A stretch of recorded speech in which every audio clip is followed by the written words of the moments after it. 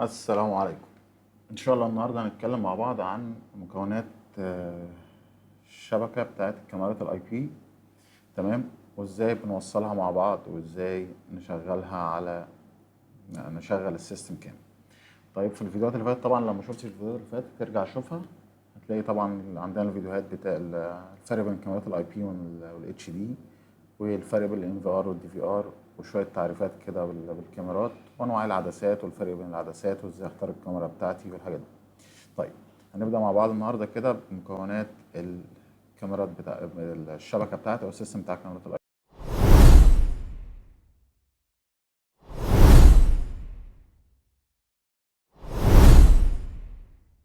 عندي هنا طبعا دي الكاميرات، تمام، مجموعه كاميرات عندي، تمام، وعندي طبعا سويتشات، تمام، وعندي الام في ار بتاعي اللي هو ده الام في ار، تمام، عندي طبعا الراوتر وعندي السكرين للشاشه بتاعتي، تمام، وجهاز الكمبيوتر والموبايل. دي كل الحاجات اللي بتبقى في الشبكه بتاعتي، بس الحاجات الاساسيه عندنا هنا طبعا الكاميرات والسويتش، كاميرات والسويتشات والسكرين.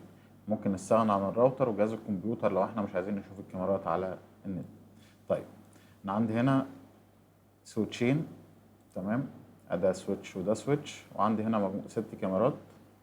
كل سويتش عليه مجموعه كاميرات، ممكن ازود الكاميرات طبعا على حسب السويتش اللي عندي او على حسب احتياجي يعني.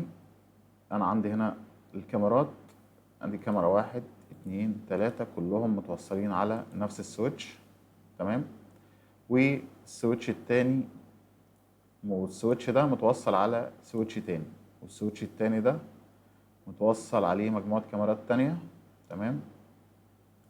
وبعد كده بعد يعني وصلنا دول الكاميرات جمعناهم، ادي كاميرا 2 3 4 5 6، 6 كاميرات، وعندي سويتشين، دول في مكان ودول في مكان، تمام، وفي رابط بينهم وبين بعض بسويتش، تمام.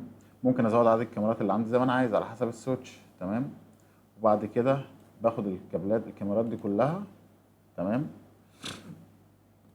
يعني أنا هنا موصل في السويتش اهو، يعني السويتشين دول مربوطين ببعض.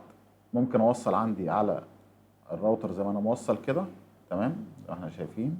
صغر الصورة شوية عشان تظهر معايا. يعني انا هنا الكاميرات اهي كلها، السويتشين مربوطين ببعض، تمام، وعندي رابط السويتشين على الراوتر والراوتر على الام في ار. ممكن اعمل حاجة تاني، اجي من هنا من سويتش من الاتنين، تمام، وابدأ اربط السويتش ده بالام في ار على طول، تمام. كده الام في ار بتاعي مربوط بالراوتر على طول، تمام. يعني هنا انا ممكن نلغي ده خالص، تمام. كده السويتش بتاعي بقى مربوط بالام في ار على طول، وهنلغي هنطلع الجهاز الراوتر دلوقتي خالص من الشبكة، تمام.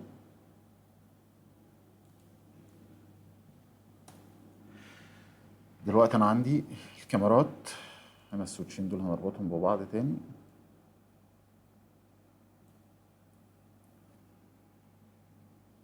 تمام. دول السويتشين بتوعي،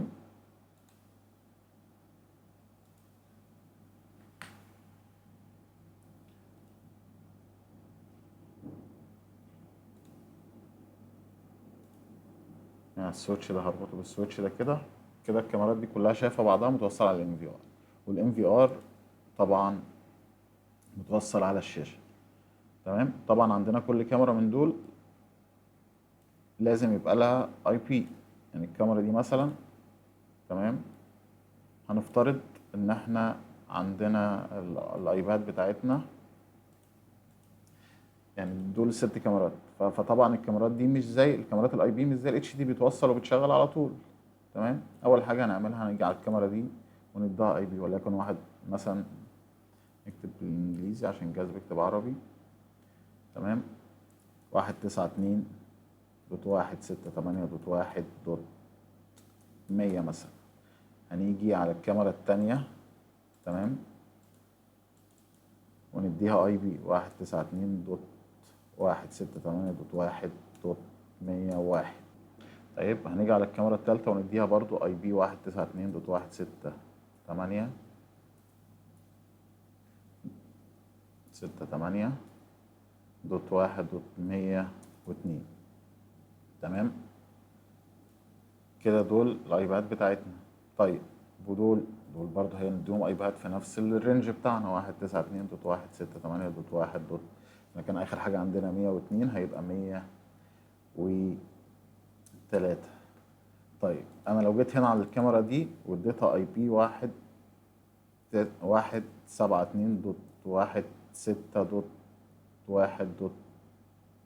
مثلا، كده الكاميرا دي مش هتشتغل معانا. الاول نعمل اي بي للانفار بتاعنا. تمام ندي الانفار اي بي يبقى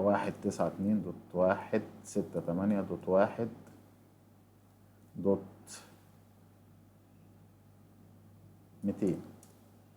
تمام يعني الاي بي هنا رينج الاي بي اللي هو احنا عندنا الاي بي الثابت اللي هو ثلاث خانات الاولانيين 192.168.1.1.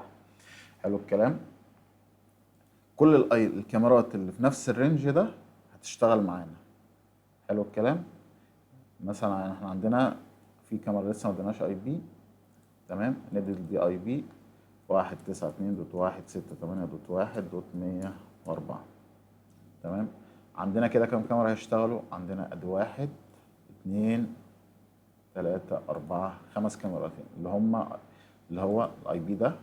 تمام اللي هو 192.168.1.100 و101 و102 و103 و104. الكاميرا دي مش هتشتغل.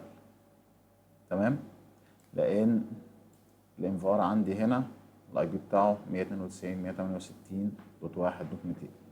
طيب كده نعدل اي بي الكاميرا دي.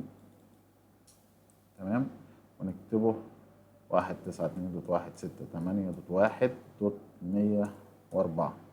دي بقى مشكلة في ناس كتير بتقع فيها، ان انا عندي اي بيين كاميرتين واخدين نفس الاي بي، فتلاقي الكاميرات ما تشتغلش عندك او تلاقيها بتشتغل واحدة بيقلبوا مكان بعض.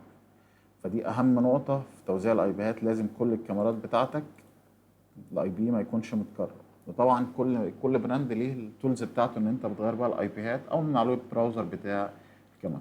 فتمام كده احنا عندنا هنخلي دي 104 ونخلي اللي تحت دي 105 عشان يبقى الاي بيات بتاعتنا مترتبه.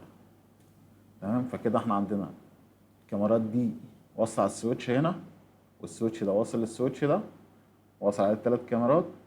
تمام وبعدين رايح على الام في ار. حلو كده. كده الام في ار هخش على الام في ار واعمل السيتنج بتاعتي كونفيجريشن. تمام والكاميرات هتظهر معايا. طبعا كل كاميرا من دول بيبقى لها باسورد انت بتبقى عامله. تمام هنقول مثلا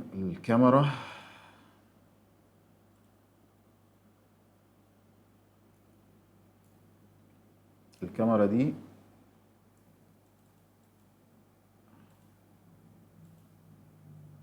الباسورد بتاعها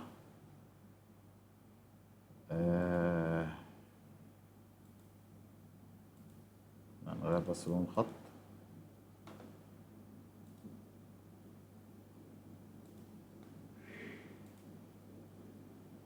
كبره سيكا. تمام الكاميرا دي عندنا المفروض ديفولت كل الكاميرات بتبقى ادمن اليوزر نيم بتاعها، وانت اول ما بتشغل الكاميرا بيطلب منك باسورد. فمثلا انت بتحط باسورد بتاعك مثلا WER 124474578. تمام ده الباسورد بتاع الكاميرا. يعني لو جيت ضفت الكاميرا على الام في ار وما حطيتش الباسورد بتاعها، نكتب هنا ده ايه يوزر نيم.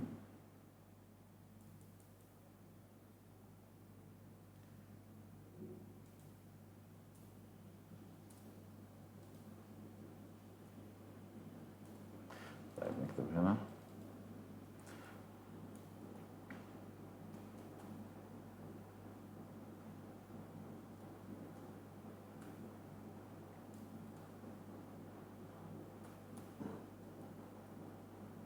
ايه ده ايه ده ايه ده ايه ده؟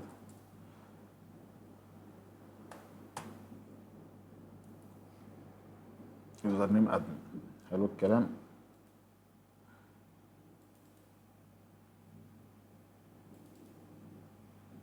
حلو الكلام. يوزر نيم بتاعنا ادمن. الباسورد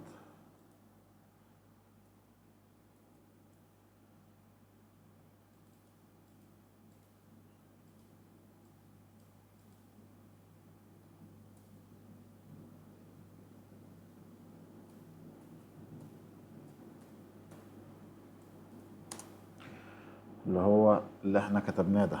تمام. اهم حاجة وانت بتشتغل لازم ما تنساش الباسورد ده، لان عشان ترجع الباسورد او تعمل ريسيت باسورد للكاميرا بتاخد منك مجهود عشان تعمل ده. هي طبعا دلوقتي في برامج بتحل الموضوع وكل بنحلها بسهولة، بس يفضل ان انت تعمل باسورد تبقى عارفه، عشان اما حتى بعد كده اما تيجي تعمل صيانة تلاقي نفسك فاهم انت بتعمل ايه. تمام. بعد كده احنا دلوقتي ادينا الكاميرات اي بيهات زي ما احنا شايفين، وعرفنا اليوزر نيم والباسورد بتاعنا. تمام. هنروح بقى على الام في ار. الام في ار احنا وصلناه بالشاشه وشغلنا الكاميرات كده. الكاميرات شغاله معايا لوكال او على الشبكه الداخليه، ما فيهاش اي مشاكل خالص. نعمل ايه بعد كده؟ عايزين نشوفها بقى على الانترنت، او نشوفها من خارج الشبكه. تمام. هتيجي كده على الام في ار. تمام. لو الام في ار انت في عندك اتنين اوبشن. في ام في ار بيبقى فيه آه بورت لان واحده. تمام.